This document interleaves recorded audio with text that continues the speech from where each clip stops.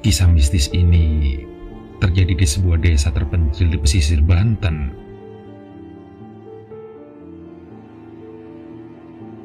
Malam itu suasana desa di tepi pantai Selat Sunda itu terasa begitu mencekam. Udara dingin yang menggigit sekujur tubuh membuat sesosok lelaki yang bernama Haryadi meringkuk sambil memeluk sebuah guling. Dia tidak pergi melaut malam ini.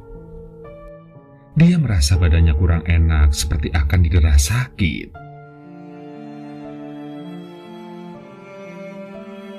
Suasana begitu sepi, senyap tiada suara. Tiada rengekan manja sang istri yang menggeluti dadanya saat memadu kasih. Tiada lagi desan-desan napas menggelora yang membawanya terbang ke angkasa. Haryadi kini merasa seorang diri di dunia yang fana ini.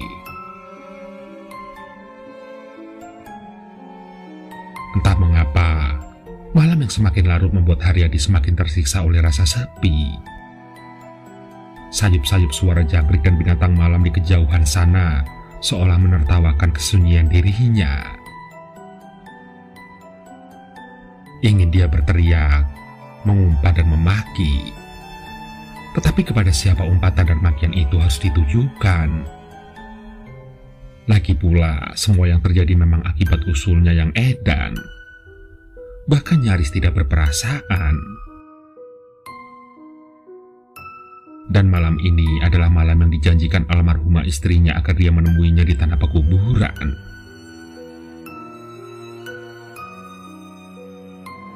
Lalu, bagaimana mungkin istrinya yang telah mati beberapa hari silam itu memintanya bertemu? Lelaki berotot kekar itu menerawang ke atas langit-langit gubuknya yang reyo dimakan usia. Dia tidak pernah merasa seperti ini. Dia tidak pernah merasa begitu tersiksa dengan masa lalunya. Dan dia tidak pernah teringat pada istrinya yang mati dengan tragis itu. Tapi malam ini benar-benar terasa lain. Dalam kesunyian yang nyaris sempurna, lamat-lamat Haryadi malah seperti mendengar kembali suara istrinya. Sebelum dia memaksanya untuk melakukan perbuatan nista itu.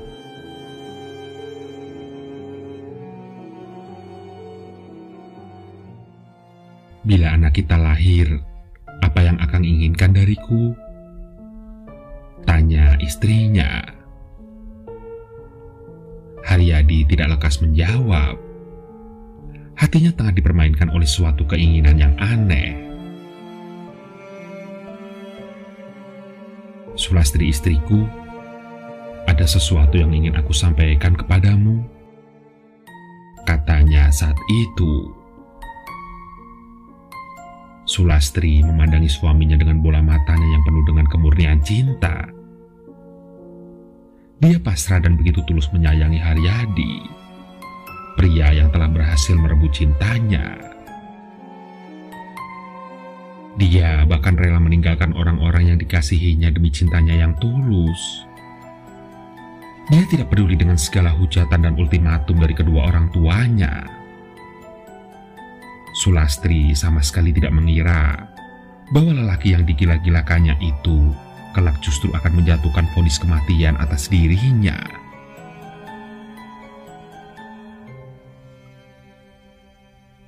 Malam itu, Haryadi masih ingat ketika mereka lama saling terdiam. Bibir Sulastri yang ranum terbuka kecil menantikan gerangan apa yang akan disampaikan oleh lelaki yang telah menjadi suaminya itu, yang sebenarnya tidak disetujui oleh kedua orang tuanya. Sampai akhirnya terdengar suara lemah dari mulut Haryadi. Setelah dia menarik nafas panjang. Lastri, sebelumnya aku minta maaf. Mungkin impianmu tidak akan menjadi kenyataan. Terpaksa ini harus kita lakukan. Bukan karena aku tidak mencintai kamu dan anak yang kini kau kandung itu. Tapi sekali lagi aku terpaksa mengusulkan hal ini "Akang minta pengertianmu, Lastri," ucap Haryadi yang seperti ragu untuk mengungkapkan isi hatinya. Sulastri bingung. Apa sih yang sebenarnya Akang inginkan? Tanyanya sambil menatap wajah Haryadi dengan tatapan kosong. Dia sungguh tidak mengerti dengan apa yang dimaksudkan oleh suaminya. Dia hanya tahu bahwa suaminya sangat mencintainya. Malam itu Sulastri hanya diam dan menunggu. Sementara itu Haryadi memperhatikan wajah istrinya dengan seksama, seakan mencari tahu reaksi Sulastri. Setelah menenangkan sejenak gemuruh hatinya yang kian keras, barulah Haryadi melanjutkan kata-katanya. "Begini, Lastri, oleh karena keadaan kita yang sungguh terjepit, aku minta kau sudi melakukannya untukku. Kamu mau kan?" ucap Haryadi. "Maksudmu melakukan apa?" tanya Sulastri gemetar. Karena selama ini memang tidak pernah membantah setiap kemauan suaminya. "Bagaimana kalau kita gugurkan saja anak yang kau kandung itu?" jawab Haryadi lirih.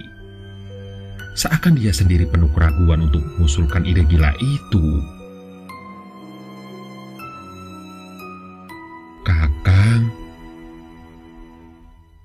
Hanya itu suara yang keluar dari bibir mungil milik Sulastri. Kemudian terdengar isakan halus dari rongga dadanya. Dia lari memeluk bantal. Haryadi mendekati dan membelai dengan lembut rambut Sulastri. Lelaki itu mengecup tengkuk istrinya lalu membalikkan wajahnya. "Lastri, dengar dulu. Akang tahu perasaanmu. Aku pun sebenarnya tidak mau melakukannya. Tapi keadaan kita, Lastri, keadaan kita. Kau tahu betapa besar biaya yang harus kita keluarkan untuk merawat anak-anak kita kelak. Kita masih sangat miskin. Sedangkan kau tahu orang tuaku tidak mungkin dapat membantu.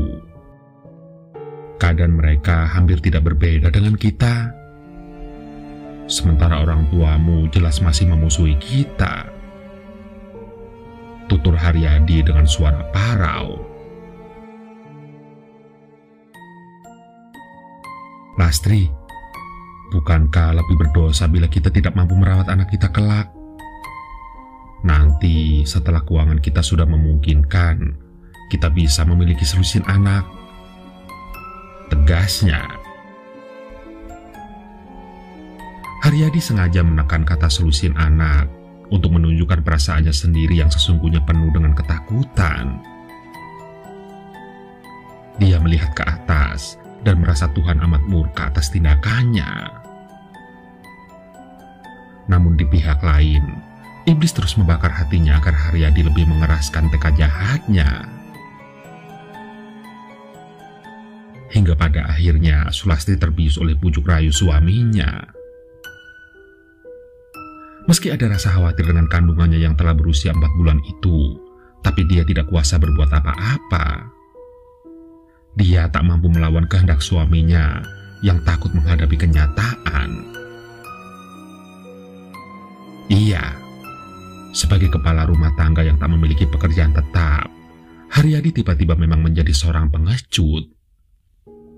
Dia sepertinya tidak percaya bahwa Tuhan Maha Kuasa dan adil atas semua makhluknya. Haryadi memang picik, sehingga iblis menari-nari di atas kemenangannya.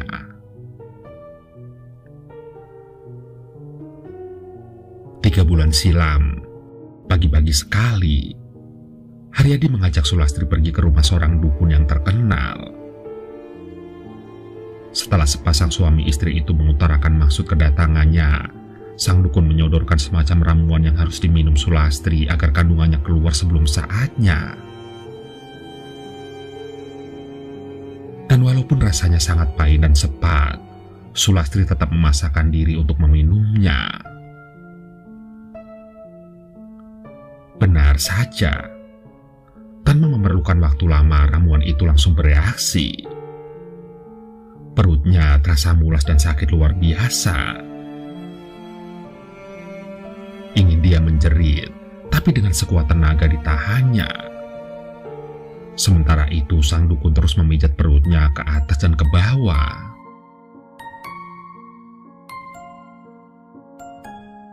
Singkat cerita, sekitar setengah jam setelah dipijat terus-menerus oleh dukun itu, sakit di perut Sulastri agak berkurang.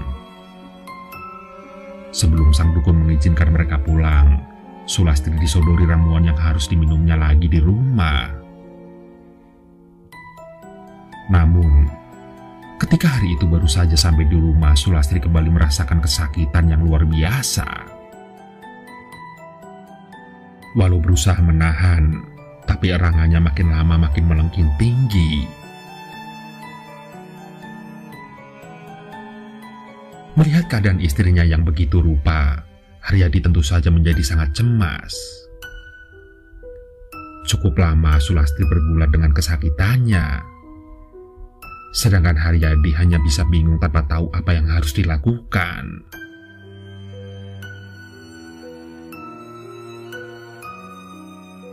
Keadaan Sulastri semakin parah ketika darah mengucur deras membanjiri kedua pangkal pahanya, disusul kemudian gumpalan darah kehitam-hitaman. Terdengar suaranya merintih pilu dan menyayat hati bagi siapapun yang mendengarnya. Tapi sesaat berselang, Sulastri terdiam dan tubuhnya tidak bergerak-gerak lagi. Nafasnya yang tadi bergemuruh kini lenyap dan berganti ketenangan yang tak berirama. Wajahnya tampak begitu pucat. Iya, Sulastri akhirnya mati karena kehabisan darah.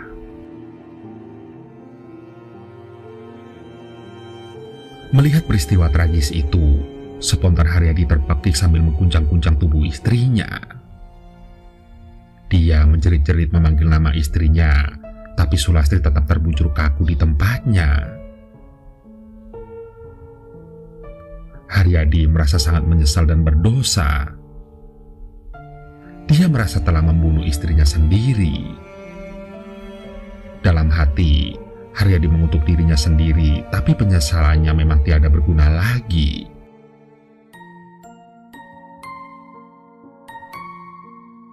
Tidak lama kemudian, sekitar rumahnya mulai berdatangan para tetangga. Karena teriakan Haryadi memang menembus dinding-dinding bilik rumah mereka di malam pekat itu. Mereka bertanya-tanya apa yang terjadi. Tapi Haryadi tidak berani menjelaskan sebab musabab yang sesungguhnya. Orang-orang kampung itu akhirnya hanya tahu bahwa Sulastri mati karena keguguran. Dan mereka mencoba menghibur Haryadi sambil menyatakan bela sungkawa. Para tetangganya menyuruh Haryadi untuk bersabar dan tawakal, lantaran tak ada seorang manusia pun yang mampu mengelak dari takdir ilahi.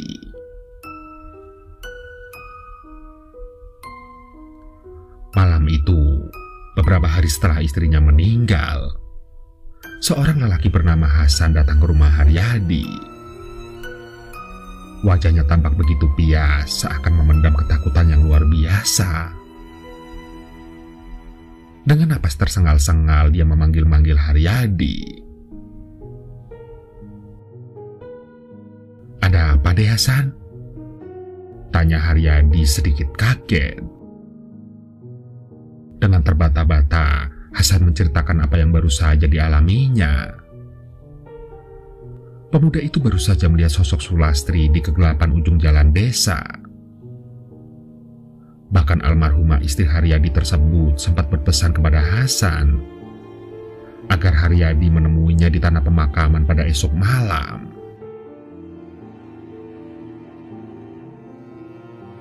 Serasa bagi disambar petir di siang bolong, Haryadi mendengar cerita pemuda itu. Mana mungkin orang meninggal bisa bangkit lagi, apalagi sampai ingin ditemui di kuburannya. Begitulah hati Haryadi bertanya-tanya. Dan malam itu, Haryadi semakin dilanda penyesalan dan ketakutan. Dia seakan merasa dikejar oleh bayangan yang tak berwujud. Keesokan harinya, peristiwa itu telah menyebar ke seluruh pelosok kampung. Semua warga mempergunjingkan kejadian aneh yang dialami oleh Hasan. Lantas, apa yang terjadi dengan Haryadi? Mulanya, Haryadi tidak mau memenuhi permintaan almarhumah istrinya itu. Namun atas bujukan orang kampung, dengan penuh rasa takut dan bersalah yang luar biasa, akhirnya dia mau mengunjungi makam istrinya. Malam itu udara agak lembab. Langit tampak hitam pekat, seakan bintang-bintang segan menampakkan diri. Angin bertiup agak kencang, membuat bulu kuduk Haryadi dan orang kampung pesisir Selat Sunda yang mengawalnya meremang tak terkendali. Batu-batu nisan di pekuburan itu bagikan bayangan tangan setan yang siap mencengkeram siapa saja. Lolongan anjing yang terdengar melengking panjang di kejauhan, seolah memberi tanda bahwa sebentar lagi akan terjadi sesuatu yang mengerikan.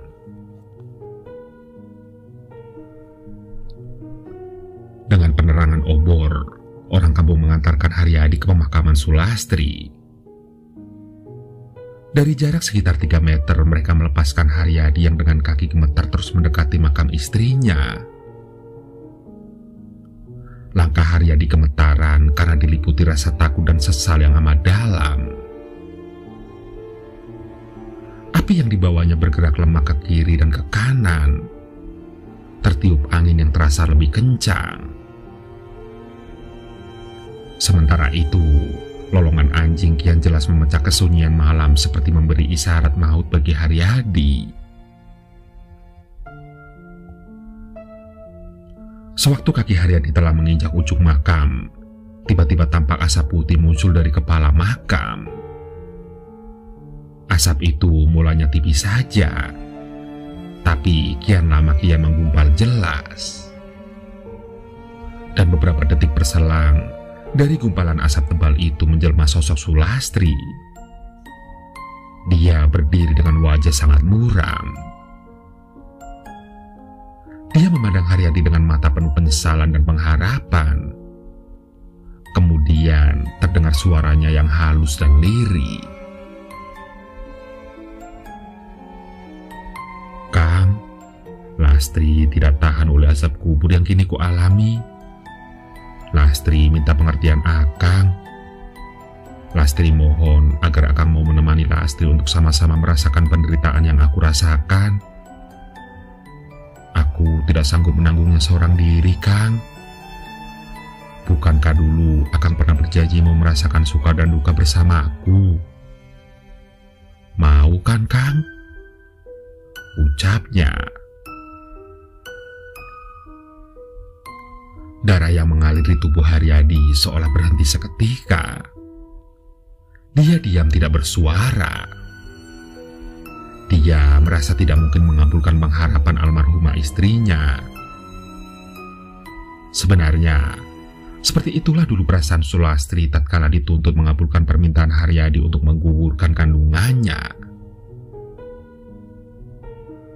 Saat itu juga Haryadi ingin berlari jauh meninggalkan tanah pekuburan itu. Tapi kakinya bagaikan diikat tambang. Kakinya tidak dapat digerakkan walau sedikit pun.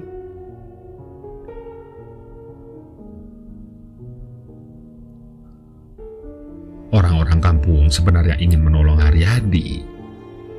Namun, sebelum mereka bisa mendekati Haryadi, tangan Sulastri sudah lebih dulu terulur dan menarik Haryadi dengan kuatnya. Dan apa yang terjadi kemudian, Sungguh suatu fenomena yang sulit diterima akal sehat. Betapa tidak, Sulastri tiba-tiba lenyap dari pandangan. Dia meninggalkan suara cekikikan persis suara mak lampir yang membuat semua bulu kuduk merinding.